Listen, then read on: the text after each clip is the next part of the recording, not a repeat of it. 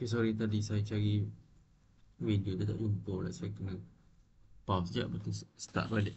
Jadi salah satu case adalah kita boleh tengok kat sini lah application dia dalam impeller pump. Jadi impeller pump ni, kalau kita tengok, okay, sekejap. Impeller pump ni tahu kan, impeller pump. Contoh ni impeller pump. The most preferred pumping devices in the hydraulic world. In this video, Dalam centrifugal pump dia ada impeller bilah dia. we will have a conceptual overview of working Ini pump jangan tak kenal pump pula. of centrifugal pumps. At the heart of the system lies the impeller. So dalam tu ada impeller lah. So kita tengok impeller ni apa tujuan dia. It has got a series of curved vanes fitted inside shroud plates. So dalam impeller ni dia banyak ada plate dia lah, plate dia.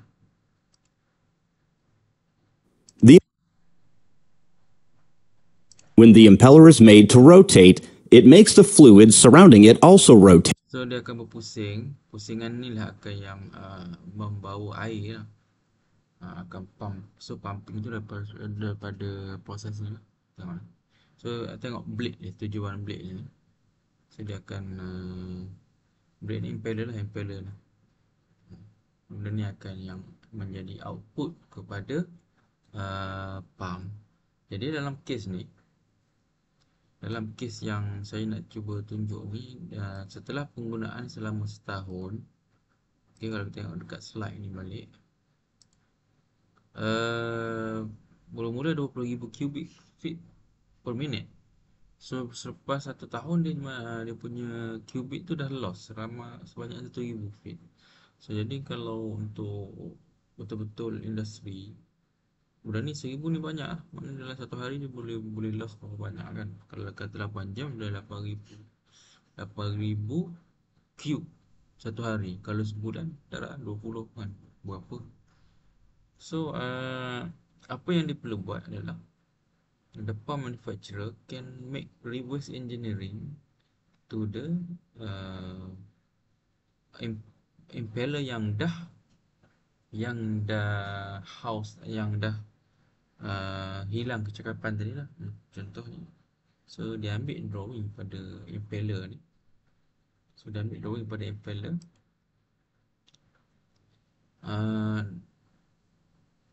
So apa yang boleh dia buat adalah compare measurement daripada yang asal punya impeller, mana yang baru fabricate. So drawing asal lah, maksud drawing asal, dia akan compare dengan yang dia dah dapat daripada 3D scanner proses. Yang ni contoh ni dia buat 3D scanner, dapatkan data kan. Okey, daripada situ mungkin dia dapat detect lah dekat mana yang degraded, yang kat mana mungkin jadi nipis ke, jadi patah ke, apa semua kan. So jadi dia dah tahu kat situ, dia kat mana jumpa yang mana ada weakness kat situ. Jadi mungkin in future dia boleh improve lah. Contoh mana ada tak gambar impeller ni kan. So contoh dekat bilah ni, kat sini ada wear and tear. So mungkin in future dia boleh sama ada dia buat treatment kat sini supaya lebih kuat, ataupun dia adjust angle dan sebagainya. Itu contoh salah satu penggunaan dalam reverse engineering. Okay.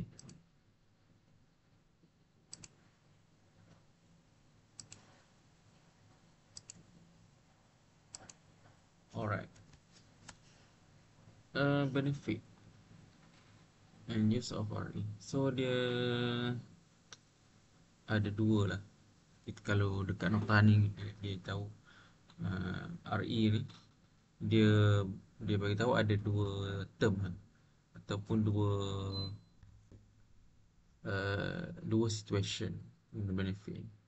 Satu dipanggil ethically sound benefit, satu lagi ethically unsound reason. Jadi positive side kita boleh cakap to learn from experience engineer and engineering academic engineering untuk academic learning. Contoh product analysis, contoh Bosch kan. So company OEM nak buat satu drill yang jenama yang lebih murah.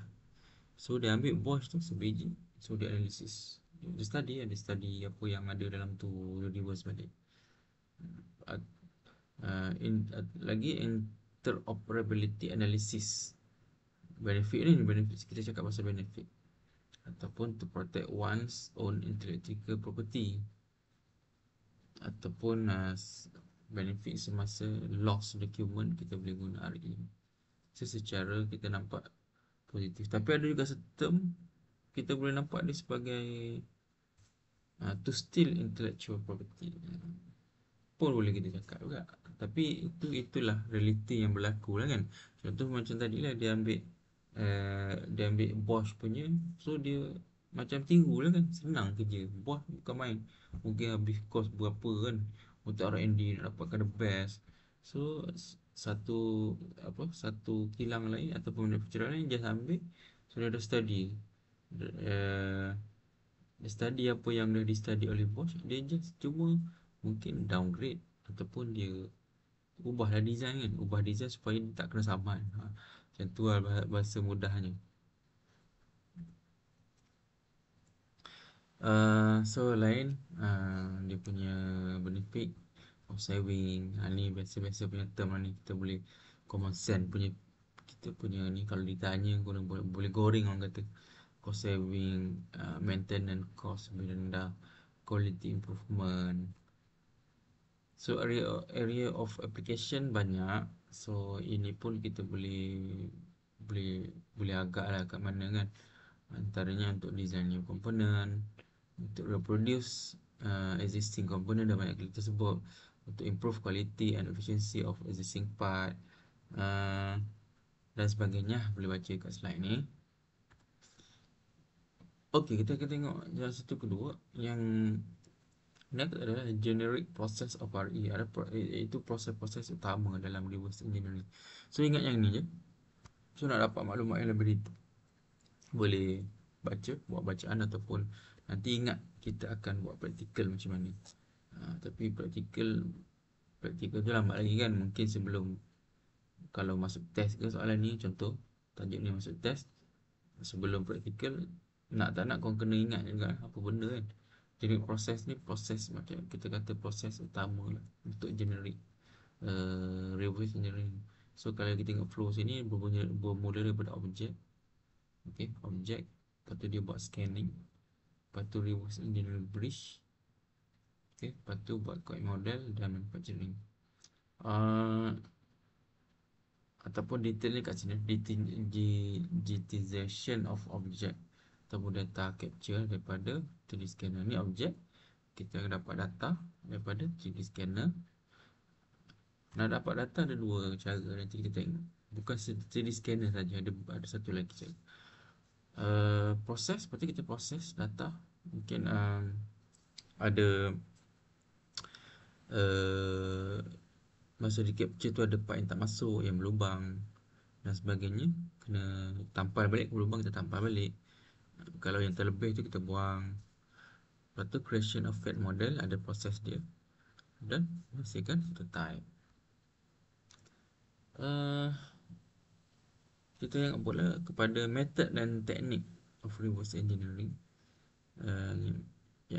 Yang pertama, acquire the shape of things. Nak dapatkan shape of things ni gabungan 3D scanning dengan CAD lah. Dah dapat 3D scanning, baru kita proses untuk dapatkan CAD. So dari situlah kita dapat yang dikatakan acquire the shape of things. Okey, ni penting. Ini penting, sila ambil perhatian.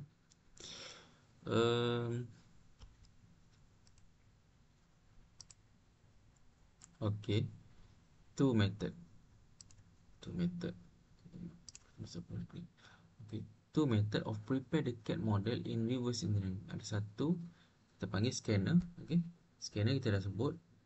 scanner, 3D scanner, tentunya kamera, magnetic resonance imaging, MRI. MRI tahu kan, MRI ni yang kalau sakit masuk dalam benda apa macam terawang kan, itu MRI.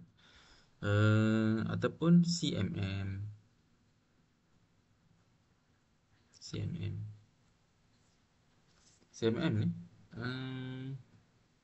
kalau scanner dia boleh pada imaging kan. Kalau CNN dia pada sentuhan, contact tools to digitize data capture the object. Mungkin saya tak sure kau dah ambil subjek metrology belum dalam lab. Sebelah mesin 3D scanner tu, dalam bilik itu ada satu lagi mesin, itu CMM. CMM ni dia berdasarkan stylus, dia ada stylus atau detector dia. Kalau dia nak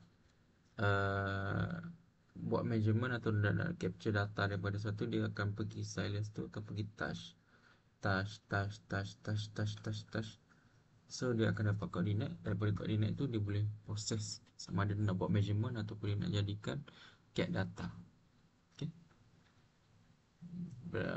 Dalam CMM ni pun of course dia akan ada proses tersendiri, post processing dia untuk createkan CAD data. Jadi two method of prepare the CAD model ni ada dua lah. Satu menggunakan scanner lebih kepada image capture, satu lagi CMM.